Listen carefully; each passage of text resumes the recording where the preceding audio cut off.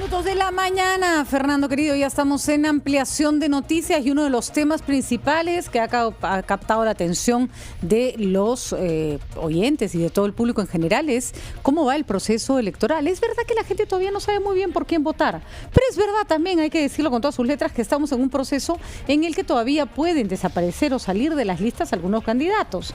Eso genera cierta incertidumbre. ¿Qué tal si uno ya eligió su candidato, Fernando, y de pronto no está habilitado para postular, ¿no? Como tú dices, estamos en pleno periodo de exclusión y en Lima hay un jurado electoral especial de Lima Centro, cuyo presidente está con nosotros y nos explicará cómo hemos llegado a este número récord. Cerca de 60 de los candidatos que postulan en Lima y en algunas de las 22 listas tienen objeciones en sus currículos presentados ante el jurado que ha dado lugar a que se les excluya. Todavía hay un plazo de apelación naturalmente y es el jurado nacional que tendrá que pronunciarse. Tiene plazo hasta el próximo viernes de la próxima semana, 9 días. Así es, por eso le preguntamos a Luis Carrasco, presidente del Jurado Electoral Especial de Lima Centro, que son los que han hecho las observaciones, cuáles son los criterios que se han tenido y cuáles serían los requisitos que se necesitan para poder subsanar algunos de estas observaciones que se han hecho. Doctor Carrasco, gracias por acompañarnos. Muy buenos días. Buenos días, gracias por la invitación. Sí. Se ha criticado el trabajo del jurado porque se considera que de repente es muy burocrático, que se están fijando en detalles que no son relevantes, pero sí sería importante que usted nos explique de acuerdo a qué ley están aplicando estos criterios, porque finalmente ustedes siguen un mandato legal, ¿no? Efectivamente, la Ley de Organizaciones Políticas en su artículo 23 es muy clara cuando señala de que la omisión relativa a procesos judiciales contractuales, inclusive, no necesariamente penales. Si yo tengo un proceso contractual por una letra de cambio y no lo he declarado, da lugar a mi exclusión. Si no he declarado mis bienes, mis fuentes de ingresos, da lugar a la exclusión. Si no he declarado un juicio de alimentos, da lugar a mi exclusión. Entonces, por un lado esto, quienes no declaran en su hoja de vida, objetivamente, el artículo 23 de la Ley de Organizaciones Políticas señala de que debe ser excluido o no declara bienes. ¿Eso es subsanable? Por ejemplo, porque le pregunto un caso. Vamos a hablar del caso de la señora Lizárraga, que me parece interesante. La señora Lizárraga se le observa, ¿no es cierto?, se le excluye porque no declara dos automóviles. Uno de ellos ha sido robado y el otro es chatarra, ya no sirve, y es además una repartición de bienes quedó, según la señora Lizárraga, que suponemos está diciendo la verdad, en manos de su marido. Primero, ¿de dónde sacan ustedes la información que dice que esos autos son de la señora Lizárraga? Y segundo, si ella presenta estas justificaciones, ¿podría ser levantada su exclusión? Bueno, nosotros contrastamos con los registros públicos. Y puede ser que alguien se haya separado bienes y todavía esto no se haya inscrito en registros públicos adecuadamente. Claro, de pronto esté en trámite alguna inscripción. De acuerdo. ¿No? Pero definitivamente nosotros objetivamente nos basamos en la información de registros públicos. Inclusive tenemos una información pendiente de registros públicos donde estamos pidiendo detalle a detalle de cada candidato, que todavía no nos las brindan, pero que entonces no es que ustedes inventaron que estos autos son de la señora Lizárraga. Según registros públicos, los autos le pertenecen. Definitivamente tenemos acceso a registros públicos y por eso estamos estableciendo estas omisiones. De acuerdo. ¿Y esto se considera una falta subsanable? No, la norma señala, el artículo 23 muy puntual, las omisiones dan lugar a la exclusión, omisiones en la declaración de bienes. ¿Y en la apelación? Bueno, en la apelación tendrá que evaluarse en su caso según o la en situación. Cualquiera, ¿no? Para no personalizar. Pero, por ejemplo, en la apelación deberá de evaluarse, de pronto exista una solicitud de registro presentada con anterioridad a la solicitud de inscripción de los candidatos, que el candidato estaba haciendo su trámite de traslado del bien, de traslado de la propiedad del bien. Entonces, si se da esos casos, es posible que el candidato presente su justificación en la apelación y puede evaluarse. Pero reitero, nosotros objetivamente hemos determinado eso. O sea, en la instancia que ustedes están, que todavía nadie ha presentado ninguna apelación, la norma está aplicada de acuerdo a ley. Así es, objetivamente. Ahora, en total, lo que llama la atención es que hay 64 candidatos que han caído en las redes de control que usted ejerce. Entre ellos, 3 cabezas de lista como Isaac Humala, como Fernando Sillones, que corre por Perú, Patria Segura, y por Juan Cheput, por Contigo. Veamos esos casos que son relevantes porque son cabezas de lista, es decir, aquellos que deben arrastrar el voto por toda una lista. El señor Cheput dice que no era obligatorio que él ponga en su hoja de vida que había sido objeto de una diligencia fiscal, puesto que había culminado ya hace más de 10 años con el archivo. ¿Tiene o no razón en su defensa? Bien, los procesos judiciales en general son los que se realiza la investigación correspondiente y dan lugar a exclusión del trámite de exclusión. Una cosa es el procedimiento de exclusión en donde investigamos, evaluamos, y otra cosa es la declaración de exclusión misma. Con el señor Cheput lo que hay es una investigación de exclusión, un procedimiento de exclusión, se denomina así, pero no significa que se le haya excluido. Entonces, nosotros tenemos un informe de un juzgado y a partir de ahí hemos pedido mayor información. De manera que no podemos resolver con información insuficiente. Por eso hemos pedido recopilar mayor información y a partir de ahí vamos a determinar si es que se justifica o no excluir al candidato. Pero ahí sí, con el caso de los registros públicos, a pesar de que la inscripción y regularizar la situación de un bien no es obligatorio para eso, digamos, no es un delito, ¿no es cierto? Pero entendemos que ustedes esa es la fuente que usan para poder por lo menos hacer una primera limpieza. En el caso del señor Cheput, por poner otro caso de ejemplo, una persona que ha sido investigada y cuya investigación ha sido archivada no tiene que declarar nada. Es más, está atentando contra su principio de presunción de inocencia, contra su derecho a ser una persona que no es considerada un perseguido por la justicia. Primero, ¿cómo llegan ustedes a una información que de por sí, si uno revisa, y de hecho el señor Cheput ha pasado su declaratoria de que no tiene antecedentes penales y dice que no tiene nada, no tiene ninguna situación penal ni judicial en curso? Sí, correcto. Lo que sucede es que a partir de una información que pueda venir de alguna corte, así nos diga proceso, por decir archivado, nosotros pedimos más información. ¿Por qué? Porque a veces los procesos no es de una sola persona, es de varias personas.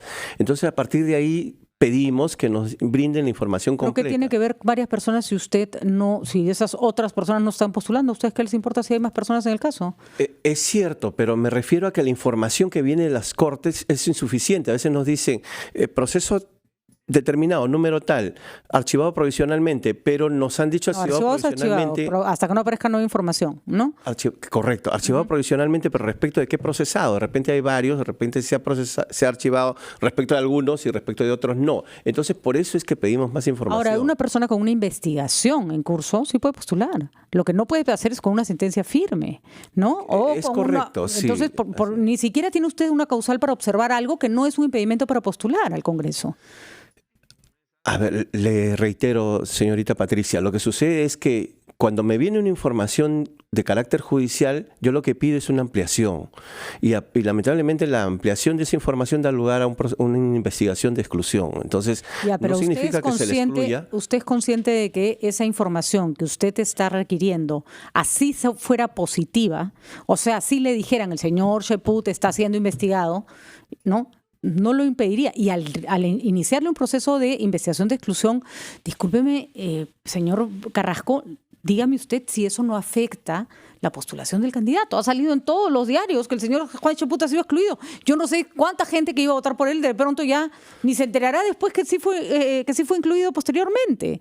O sea, tienen que hacer el doble trabajo para hacer su campaña. Pero a partir de una equivocación, porque el procedimiento de exclusión se ha abierto, pero no hay ninguna declaración de exclusión. ¿Por qué abre un proceso de exclusión sobre un caso que no es impedimento de ser elegido?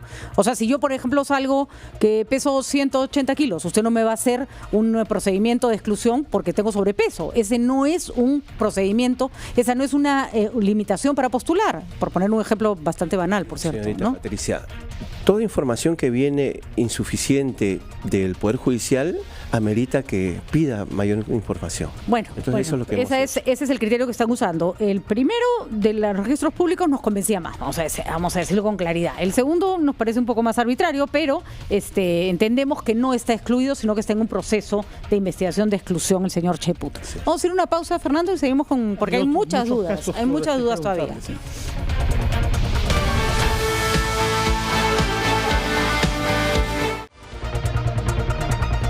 Son las 8:20, estamos entrevistando al señor Luis Carrasco, presidente del Jurado Electoral Especial de Lima, que ha planteado procedimientos de exclusión a más de 60 de los candidatos que postulan en Lima y que nos ha informado de que hoy habrán 20 más. De manera que en total se puede prever que alrededor de 100 candidatos tendrán que dar explicaciones sobre omisiones en sus hojas de vida. Nos habíamos concentrado en los 3 cabezas de lista sobre los que ha caído la guillotina, por lo menos parcialmente. Uno era Isaac Humala, el otro era Juan Cheput, nos ha explicado ya el caso, y el señor Sillonis. En su caso se trata de un automóvil que es propiedad sobre todo de su esposa, de su cónyuge. Explíquenos cuál es la situación del señor Sillonis, cabeza de lista de Perú Patria Segura.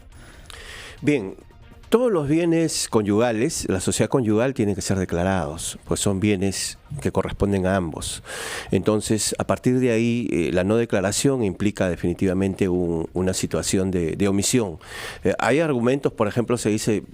Algunas personas, yo no sabía que mi esposa había comprado por su parte, pero son cuestiones que no justifican.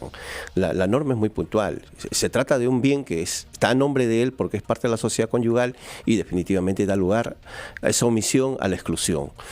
Entonces, ¿a la exclusión o a una jalada de orejas? Porque estamos ante un hecho, en fin, de la vida conyugal bastante menor. Es difícil creer que puede haber habido mala voluntad. ¿Cuál es el criterio para que el acto electoral no se vea perjudicado por minucias? Luego hablaremos sobre cosas graves, como narcotráfico o crimen. Pero, en fin, que tu esposo tenga un auto que tú te has olvidado de declarar, no parece ameritar que se saque de la lista a alguien que puede dar una contribución importante en el Congreso, ¿no? Bien. La norma puntualmente nos dice en su artículo 23 eso. La ley de organizaciones políticas. ¿Nos la puede citar, por favor? ¿La tiene a la mano? A ver, vamos a buscarla nosotros. Porque lo que pasa es que uno no está obligado a inscribir en registros públicos, por ejemplo, la transferencia de un bien. No está obligado. Entonces, a la hora que yo compruebo o constato que ya el bien fue transferido y que eso no está ni siquiera en trámite, ni siquiera tiene que estar en trámite, la ley no nos obliga a eso. Nos puede traer problemas después, pero no nos obliga. ¿Por qué va a ser excluido de un proceso electoral? Alguien como la señora Lizárraga, por ejemplo, o alguien como el señor Humala, que aparentemente también ya el bien no era suyo.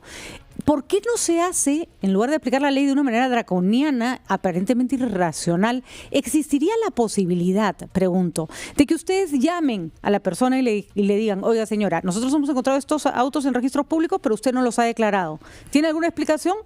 No, ¿por qué antes de excluirlos no se hace un mínimo trámite de verificación, en todo caso? No, sí se hace ese trámite, se le da el derecho a descargo. Un día, la norma señala, ese es el procedimiento de exclusión, se le da el derecho a descargo. ¿Y las personas no se han acercado, ninguna de estas que hemos señalado? No, por escrito, hacen el descargo por escrito, entonces a partir de ese descargo ya resolvemos con lo que nos presentan. Pero esos 60 que usted ha resuelto no le presentaron ningún descargo. Sí, se han presentado descargos, pero le reitero, los descargos no les parecieron suficientes. No son suficientes, no justifican. Por ejemplo, ¿nos puede poner algún ejemplo cualquiera de algún descargo que no los convenció? Como les decía, los descargos son líneas generales. El caso de mi señora, no sabía que ella había adquirido. Ese es un descargo bastante débil, porque además uno, para que la mujer de alguien compre un bien, el marido tiene que firmar, ¿no? Otro descargo dice, bueno, el bien estaba embargado, y entonces estando embargado ya no está en mi poder, en mi titularidad. Pero no es así, los bienes embargados igual siguen siendo de propiedad. ¿Y los bienes robados también?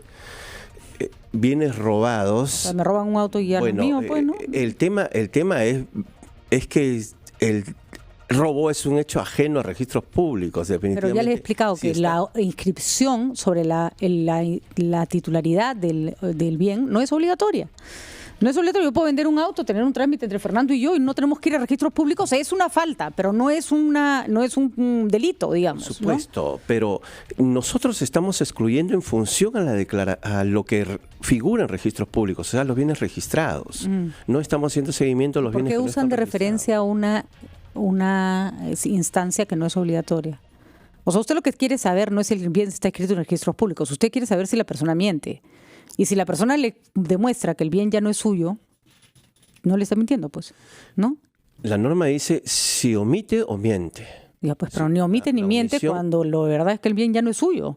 Que no esté inscrito en registro público no quiere decir que el bien todavía le pertenezca. Por ello. A ver, usted es juez, tengo entendido. O sea, usted sabe más que de leyes que yo, ¿no es cierto? Y sabe lo que es lo puede ser una falta administrativa y lo que es un delito, trabajo, ¿no? Claro que sí. Entonces yo le pregunto, ¿por qué se usa como referencia otra vez algo que la ley no obliga a hacer? Además, si yo le demuestro a usted que el bien ya no es mío porque lo vendí, con un notario, todo legal, ¿le estoy mintiendo?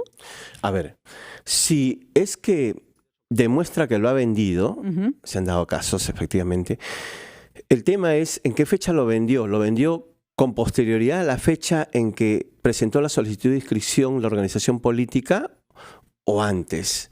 Porque no, obviamente si lo hizo posteriormente y si a la hora que él declaró el bien era todavía suyo, mintió. Pero no estamos hablando de esos casos. No, bueno, yo le decía eso, señorita Patricia. Se han dado esos casos. De acuerdo. Sí, ha vendido, pero ha vendido con posterioridad. Ya, eso parece más bien una artimaña para librarse de la omisión. Ahora, lo que estamos excluyendo, recalco, es en función a lo que registra registros públicos, en función a la ficha registral, no en función a datos, por ejemplo, de notarías que podemos hacer el seguimiento. Un bien puede ya no pertenecer a alguien y no estar inscrito en registros públicos y puede seguir en registros públicos como propio. Eso y ahí la persona no le está mintiendo. Es cierto, es cierto. Hemos también justificado, o sea, en procedimiento de exclusión también hemos justificado con escrituras públicas que nos acreditan que el bien ha sido vendido. Vayamos a otro caso, porque me cuesta trabajo entender un poco la lógica, pero está bien, ya. Esos son los argumentos que ustedes usan. Estamos de acuerdo. Si ya se vendió el bien y está la fe del notario, es suficiente. Es suficiente, no hay problema. Esperemos entonces que quede claro, ustedes no deciden en última instancia, sino el Jurado Nacional, que tiene plazo él como máximo el viernes próximo, el viernes 27, de manera que ustedes tienen que presentar todo clarificado 3 días antes, para darle plazo 3 días al Jurado Nacional. Así es. Bueno, ahora, efectivamente, como decía Patricia, hay un caso grave de una persona que ha sido condenado por terrorismo, condenado y ha purgado pena. Ha salido y está en condición de rehabilitado. Pero la ley electoral prohíbe que los condenados por terrorismo en sentencia firme puedan ser candidatos. Y hay una persona con una desvergüenza total, un señor González Machado, que se ha presentado en Renacimiento. Y ustedes naturalmente han iniciado un proceso de exclusión. ¿Qué prevé respecto de este caso? Por supuesto, la norma en esos casos dice aún rehabilitado si se trata de terrorismo, si se trata de procesos contra la administración pública, procesos cometidos por funcionarios públicos, sentencias que se hayan emitido en esos casos. La rehabilitación no los habilita, al contrario, siempre siguen impedidos, no van a poder participar. Entonces, ese es un criterio que tiene que seguirse siempre.